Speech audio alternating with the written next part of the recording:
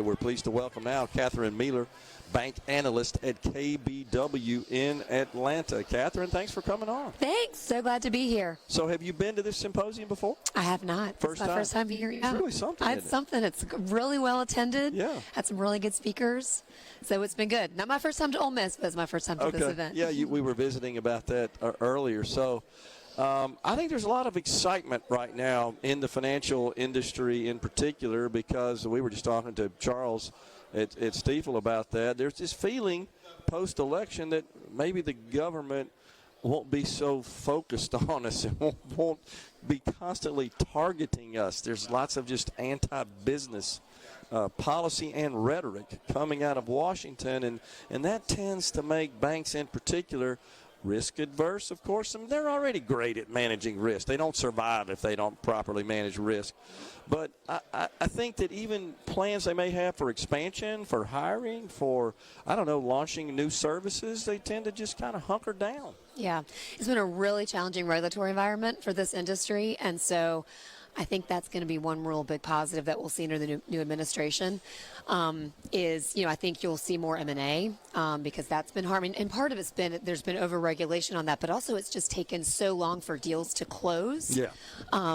Because of the regulatory environment. So there's more certainty. True. There's more certainty. Deals will hopefully take a shorter period of time to close. I also think it's going to be better for growth. Banks have really pulled back in growth. Part of that is, to your point, from regulators. Part of it has been this liquidity crisis that we've been through since the bank failures earlier last year. But we're ready to get back in growth mode, and so I think that's going to be a positive for these companies over the next couple of years. Yeah, I mean it's a critical element of growing the overall economy for sure, especially at the community bank level, where you see a lot of those loans made for startup businesses or existing businesses that need capital for various reasons. So all of that would be good. But when you get to a point where the regulatory cost is just so much and so high, so expensive, and then that makes just the cost of money in general more expensive because the banks have to recover those costs some way. That's right. And we've seen profitability really being hindered recently because of that. Okay. So we've seen the rate environment's been hard for banks and the regulatory environment's been hard for banks. So we haven't made as much money, and that's why you're not seeing banks really lending as much as they have. So hopefully that turns. So tell us a little bit about what you do as a bank analyst at KBW, which is a Stifel company. It is, right? We're a subsidiary of Stifel. So I cover about 30-some stocks, small cap Southeast banks from D.C. down to Florida over to Texas. Okay. And I view myself as kind of a liaison between the banking industry and the investing industry. So I talk to a lot of institutional investors, and I give them advice on what banks they should be buying and selling and where they should be valuing banks. We provide earnings models for all the companies that we cover. So we give advice and insight into what we think banks are going to make, and provide a lot of commentary on strategies that we think are working and not working. And so it's a really good combination of kind of macro analysis with individual analysis down to the nitty-gritty, modeling out line items, for each company, which is fun. So in your discussions with those various financial institutions, have you received any feedback since the election from them? Are they saying something? Yeah. Oh, it's good. It's really positive. I mean, regardless of your political views, a Trump administration is good for this industry, sure. Right? And so, and you saw that in the stocks. The financial stocks, particularly banks, are up 20% over the past couple of days. Yeah.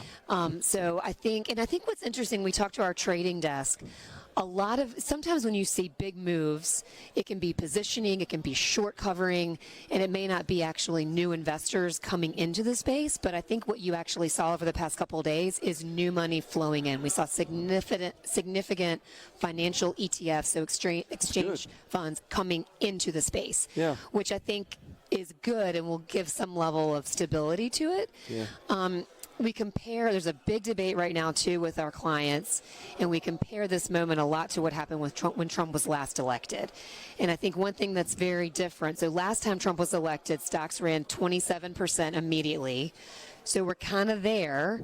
But what's interesting this time, we actually ran with the last Biden debate was when things really started to move, and you started to see investors starting to position for this. And so we're actually up 40% in financials since that moment. Wow. So we've actually already done more than we did last time. And last time, we had the corporate tax rate going from 35 to 21. Right. We had, rates were lower, so we had better taxes, better rates, and a better regulatory environment. So the big debate right now is this is really good for the industry from a regulatory perspective, but the question is, are earnings going to actually change as much as they did last time? Which is what you pay attention more to. This is what we pay attention to. Being that liaison. Mm-hmm. Yeah. So that's the focus, and that's going to be the debate. We're looking at rates and what earnings are going to do. But I think generally, just to your point, the environment is better, and I think the one thing that I think you're going to see from earnings is you'll see more M&A and you'll see better growth.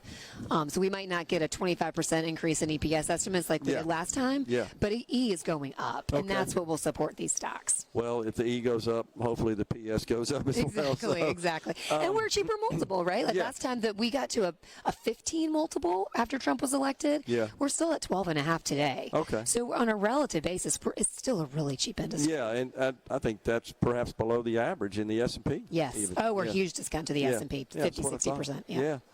Well, Jamie Dimon, CEO of J.P. Morgan, of course, does not hesitate to weigh in on political matters and especially on fiscal and monetary policy, more so, of course, on fiscal policy.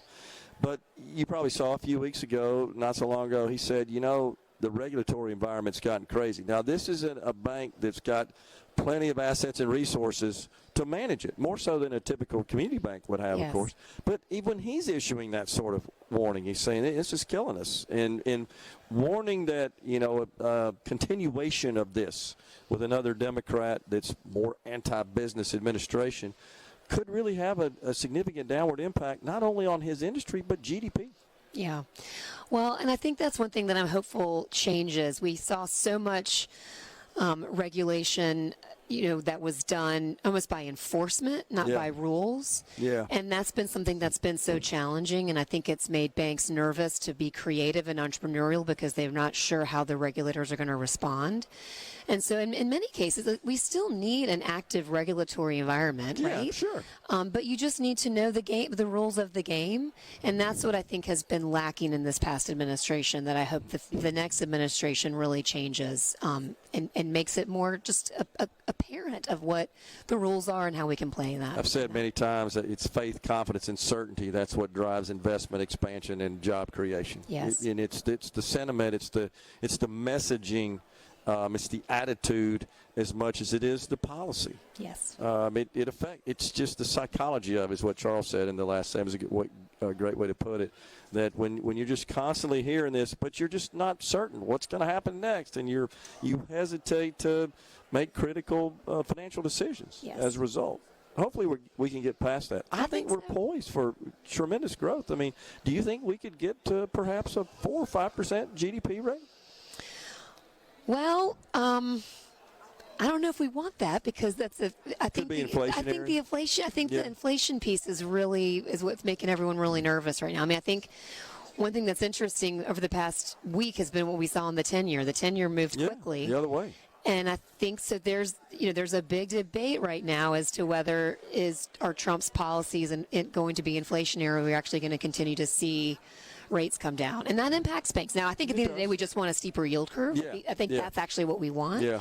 But I mean, I think what we need to see is a steeper yield curve, a good rate, a good growth environment, and just an environment that allows banks to grow and serve the communities that they're in. And that's, at the end of the day, all we want. Yeah.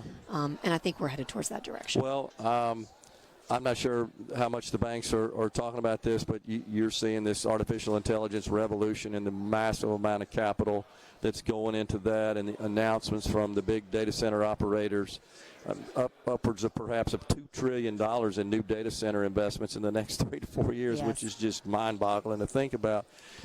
I believe we're on the cusp of a new renaissance. So what do you think? Yeah, there's a lot of investments that have been into play, and I think it's good. I mean, I think good investments and growth in that is good for this industry. It's good for good for business. It's good for consumers, and I think we're going to continue to see that. The challenge has been we haven't been able to pay for it because we've been in a hard regulatory and a hard rate environment. Yeah. And so my hope is that as we kind of get into this easier environment, we actually continue to see investment and creativity on the technology side to be able to serve customers better. I think we're going to see it. I really do. And before we go, J.P. Morgan, we were just talking about them.